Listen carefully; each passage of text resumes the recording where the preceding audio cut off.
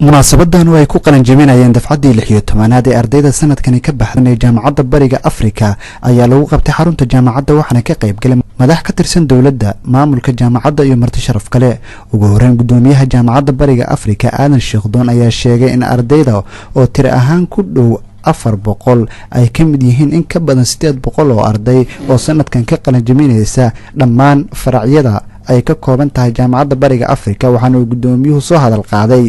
kuliyadda xanaanada xoolaha oo markii ugu horeysay ay arday ka baxdo waxa maanta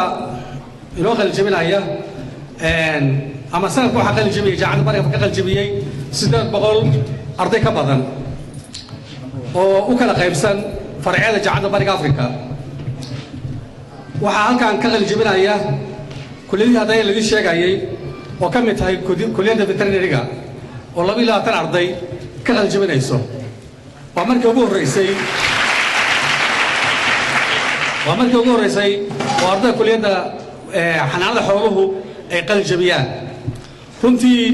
waa kuliyadda aan leenahay wax badan bay ku soo biirin doontaa waddanka oo ay wax ka bedeli doontaa xataa lifestyle-ka loo nool yahay oo dhan inay wax ka bedeshaan jeclaan lahaa haddii la yidhaahdo waxaa layna ka rabaa inayna ka muuqato dhaqankeenna iyo dalkeenna iyo dadkeenna aynu wax badan ka bedelno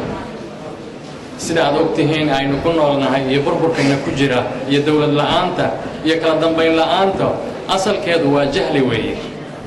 waxaa layna ka rabaa dadkeenna takharrujaya dadka ardada takharrujaysa iyo inta cilmiga intii hore u baxday dhammaantood inay isku dayaan inay taqyiir ku sameeyaan mujtamaca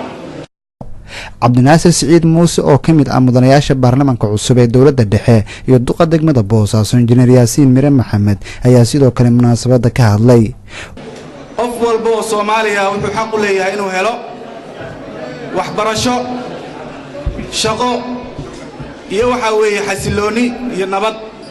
dadkii inta ka shaqeyn lahaa waa dadka wax la barayo weeye waxaan ogsoonahay cilmigu wax uu bedelaa qofka noloshiisu bedelaa maanta insha Allah ta'ala waxaan ballan qaadayaa soolarka inaanu gudaha u galno jaamacadda sidoo kale waxaan maxay tahay halkan ka ballan qaadayaa jaamacadda Bariga Afrika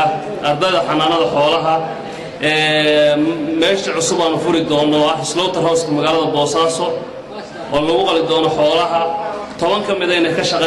ugu dambeyntiina waxaa munaasabada soo xiray wasiirka kalluumaysiga iyo kheyraadka badda Puntland Cabdinuur Cilmi Biindhe waxaa soo xiray wasaaradaha hay-adaha kambaniyada sharaa'iga inta laga rabo dadka saa u soo dadaalay marxaladaana soo maray maantana halkaa taagan oo qalin jabiyey inay shaqo ka helaan xaq ay u leeyihiin dalkooda waxa ka mas'uula intaan sheegay dawladda Maxamed Madan Universal TV Boosaaso.